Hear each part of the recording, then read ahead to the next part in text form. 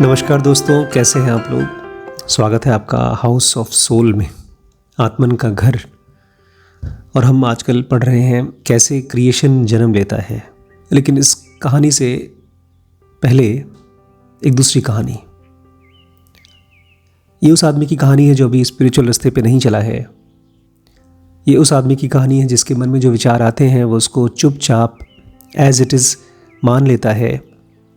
ये उस आदमी की कहानी है जो अपनी लाइफ से कुछ सीख नहीं पाता है। और ये उस आदमी की कहानी है जो गिल्ट से भर जाता है, ग्लानि से भर जाता है और दुखी होता रहता है। बुद्ध कहते हैं एक आदमी समझदार हो सकता है। समझदार मतलब वो अपने दुखों से सीखे ताकि भविष्य में उसको दुख ना मिले। एक बार कहीं किसी गांव में एक आदमी किसान काम करके जब घर पहुंचा तो उसके पिताजी बहुत बूढ़े हो चुके थे। वो अब काम धाम नहीं कर पाते थे। उसको देख करके, इस बच्चे को, अपने पिता को देख करके बहुत गुस्सा आया। कुछ करते तो है नहीं, बस दिन भर यहाँ पर बकबक करते रहते हैं और मुझे सीख देते रहते हैं क्या करना चाहिए क्या नहीं करना चाहिए। एक दिन वो बहुत थका हुआ था, गर्मी के मारे परेशान था और जैसे ही घर पे पहुंचा उसके पिताजी ने उसको कंप्लेन करना शुरू कर दिया। जो भी घर में छोटी मोटी प्रॉब्लम रही हो, खाने में नमक कम था या बहू रानी ने ठीक से मेरा ख्याल नहीं रखा, या जो भी कंप्लेन किया हो। और उसको इतना जोर से गुस्सा आया कि वो घर के पीछे गया।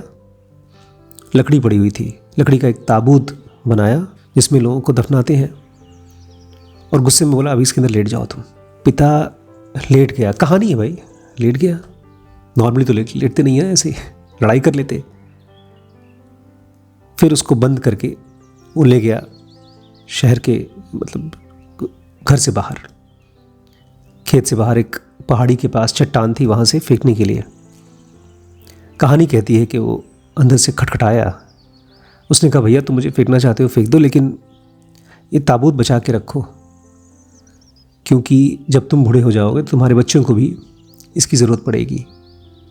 एक तरह से ताना मारा। इसको गिल्ट हुआ लड़के को कि वो भी कभी बूढ़ा होगा।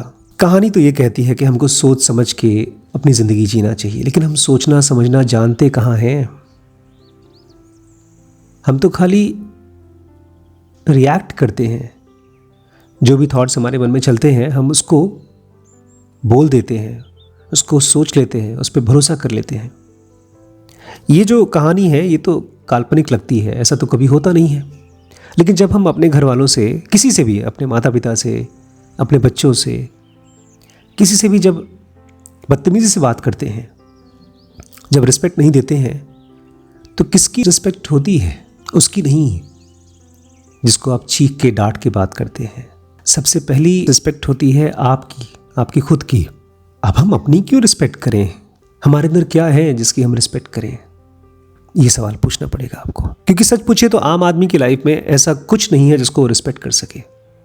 एक बॉडी है जो मर रही है, ये 5 इंद्रियां हैं जो निहायत बदतमीज़ हैं, जो चीज़ देखती हैं उसके सामने लार टपकाती हैं, लालच में फंस जाती हैं, जलन करने लगती हैं।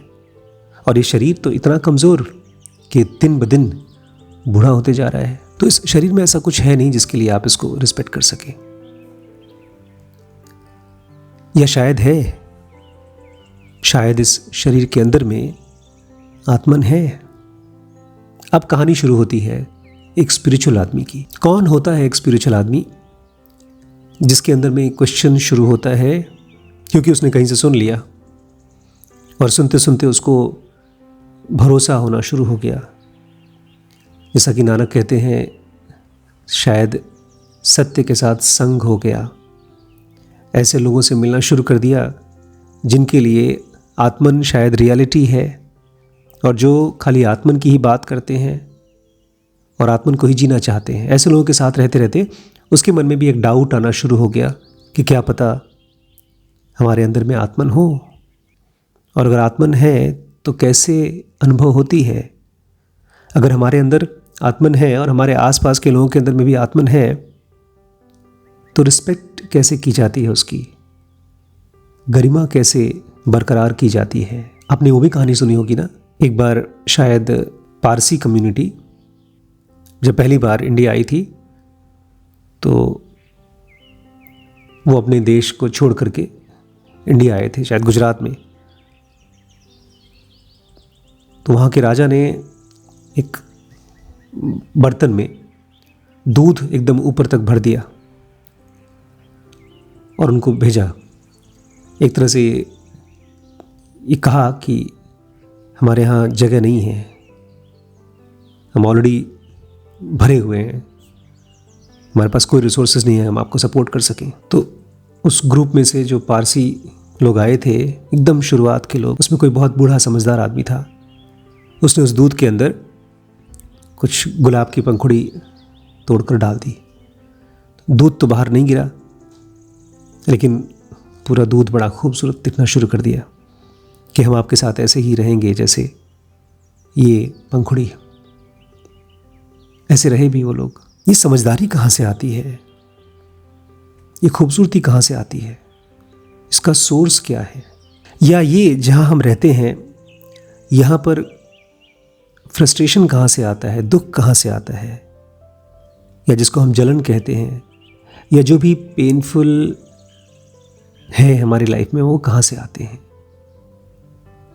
क्योंकि कहीं ना कहीं से तो आते हैं। हम सब कहीं से आते हैं। कहाँ से आते हैं? हम सब रोज रात को कहीं चले जाते हैं, नींद में, गहरी नींद में, शरीर के अंदर कहीं चले जाते हैं। साधुजन, योगी, महात्मा ये कहते हैं कि हम अपने सूक्ष्म शरीर में जाते हैं जब सो रहे होते हैं। और अगर ऐसा है तो उसके परे क्या है, उसको कैसे जाना जा सकता है? उसके लिए आपको अपने मन के बर्तन को, जो कि पूरा ब्रिम तक, ऊपर तक भरा हुआ है, उसको बहुत संभाल के चलना पड़ेगा। हमारे विचार छलक जाते हैं, हमारा क्रोध दूसरे के ऊपर गिर जाता है ताने के रूप में, गुस्से के रूप में, जैसा कि इस बच्चे के साथ, इस किसान के साथ हुआ। आए दिन हम सब आपस में परिवार की तरह नहीं रह पाते, क्योंकि परिवार की तरह रहने के लिए अंदर में पीस होनी चाहिए। हम तो कंप्लेन से भरे हैं क्योंकि हमारी लाइफ कोई स्पिरिचुअल जर्नी पे नहीं चल रही है। हम लोग ईश्वर पे भरोसा करते हैं, लेकिन अपने फ़ायदे के लिए। हम लोग पूजा पाठ करवाते हैं ताकि हमको पुण्य मिले, इसलिए नहीं क्योंकि हम जानना चाहते हैं। इनफैक्ट जानना चाहेंगे तो कोई पूजा पाठ कराएगा?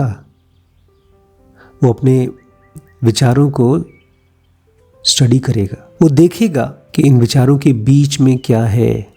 क्योंकि जब आप गहरी नींद में जाते हैं तो विचार खत्म हो जाते हैं, एक साइलेंस के अंदर आप घुस जाते हैं। बहुत पीसफुल होता है वो साइलेंस, और उसके थ्रू आप पहुंचते हैं एक ऐसी दुनिया में जिसको लोग सूक्ष्म दुनिया कहते हैं। वहाँ जाने का तरीका तो है, लेकिन वो विचारों वाला तरीका नहीं है।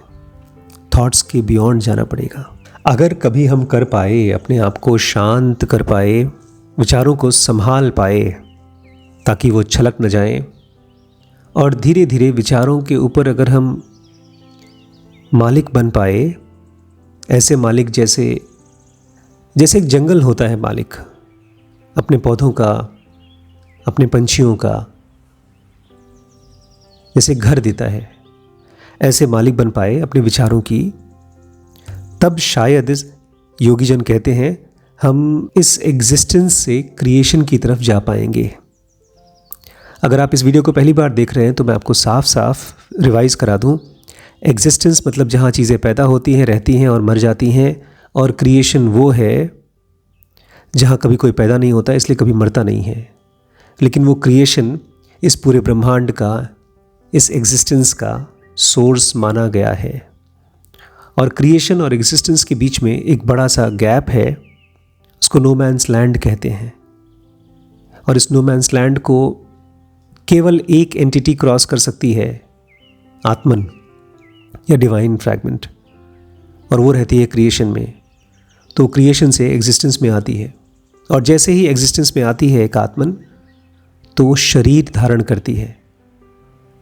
सबसे पहले इलेक्ट्रॉनिक बॉडी धारण करती है, और कई कई जन्मों के बाद वो धारण करती है इलेक्ट्रॉनिक बॉडी के ऊपर एक और बॉडी, मॉलिक्यूलर बॉडी, और फिर उसके भी कई कई जन्मों के बाद वो धारण करती है फिजिकल बॉडी, जिसको हम लोग बायोलॉजिकल बॉडी कहते हैं, जो आप अभी हैं।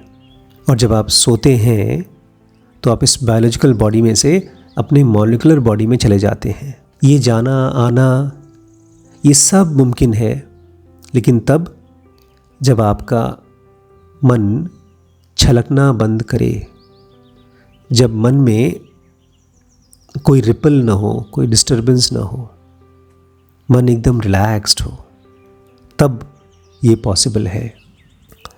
क्योंकि क्रिएशन में जो सबसे बीच में, सबसे सेंटर में है डिवाइन होलनेस या सत्यम, वहाँ कोई डिस्टर्बेंस नहीं है। वहाँ पर 3 वाइटल डिवाइन प्रिंसिपल्स हैं, एकदम परफेक्ट रिदम में और परफेक्ट बैलेंस में। वहाँ कोई एक्सीडेंट नहीं है। अब चूंकि वहाँ कोई डिस्टर्बेंस नहीं है, इसलिए अगर आप विचारों की, इमोशंस की डिस्टर्बेंस लेके घुसते हैं, पहली बात तो घुस ही नहीं पाएंगे, और अगर घुस गए तो आप अपने आप को ही जानते रहेंगे, सुनते रहेंगे अपनी मन के शोरों को। इसलिए जैसे एक म्यूजिशियन को शुरू में सारे गामा साधना पड़ता है, उसके बाद धीरे धीरे और मुश्किल धुन, सुर की समझ डेवलप होती है। ऐसे ही जब आप अपने विचारों के शोर से, अननेसेसरी यूजलेस एक्टिविटीज़ से, फालतू के रिपीटेटिव इमोशन से जब आप खाली हो पाएंगे, तब आपकी यात्रा अंदर की तरफ होगी, डिवाइन होलनेस की तरफ। तो जैसे मैंने पहले आपसे डिस्कस किया, डिवाइन होलनेस है इन 3 वाइटल डिवाइन प्रिंसिपल्स का कॉम्बिनेशन, और ये फोर्स बहुत स्ट्रॉन्ग फोर्स है। अगर ये फोर्स की मात्रा, 3 वाइटल डिवाइन प्रिंसिपल्स या फोर्स की जब मात्रा बढ़ जाती है, बहुत ज़्यादा बढ़ जाती है, तो कोई क्रिएशन पॉसिबल नहीं हो पाता। लेकिन अगर ये फोर्स रिसीड होता है, कम होते जाता है, और बल्कि और कम होते जाता है, तब क्रिएशन होना, बनना शुरू होता है। और तब सूक्ष्म से और कम सूक्ष्म और कम सूक्ष्म होते जाता है क्रिएशन। और उसके बाद एग्जिस्टेंस की शुरुआत होती है, जो पहले तो सूक्ष्म होता है, बाद में ग्रॉस होते जाता है। भारी भरकम, ऐसा जो दिखता हो, जो सुनाई देता हो, जिसके अंदर में खुशबू या बदबू हो, जिसको जानने के लिए आपको भारी भरकम शरीर चाहिए। और ये सब चीज़ें होती क्यों हैं? क्यों बनाता है ईश्वर एग्जिस्टेंस को? इतनी भारी भरकम चीज़ों को क्यों बनाता है? ध्यान रखिएगा, ये सब ऑर्डेन किया गया है, ये सब डिवाइन ब्लूप्रिंट के हिसाब से होता है। क्योंकि जो चीज़ पहले से ब्लूप्रिंट में नहीं है, वो कभी हो नहीं सकता। लेकिन इसके साथ साथ एक और वाक्य है, वो हम नहीं याद कर पाते, वो भूल जाता है। जो सदा से है वो कभी ख़त्म नहीं हो सकता। इसी समय हमारे और आपके अंदर में डिवाइन फ्रैगमेंट सदा सदा से है, एवर प्रेजेंट है, और वो कभी ख़त्म नहीं होता। और डिवाइन होलनेस अपने आप को एक बहुत सटल, बहुत ही सूक्ष्म, बहुत पतले स्पेक्ट्रम में मेंटेन रखता है। इसकी सबसे हाईएस्ट एंड पे एक स्पेक्ट्रम है, एक ऐसा जोन है जिसके चारों तरफ कुछ न कुछ है। तो उसके हाईएस्ट पॉइंट पे डिवाइन होलनेस खुद है, और वो भी अकेला। इसलिए कहते हैं आप ईश्वर को तभी जान पाएंगे जब आप खुद भीड़ से उकता चुके हैं, बोर हो चुके हैं। और इस स्पेक्ट्रम के, इस जोन के सबसे लोअर एंड पे है परानाद, वो आवाज़ जो इस क्रिएशन के लिए तो बहुत विध्वंसक होगी, लेकिन उसी की वजह से डिवाइन होलनेस कटती है, फटती है, टूटती है, अलग अलग पीसेस में होती है। और उसके जोन के एक कोने में है जनह यूनिवर्स, और वहीं पर सेलेस्टियल ह्यूमैनिटीज़ रहती हैं। हम और आप अगर कभी आत्मन के रूप में कहीं रहेंगे तो वो जनह यूनिवर्स में रहेंगे।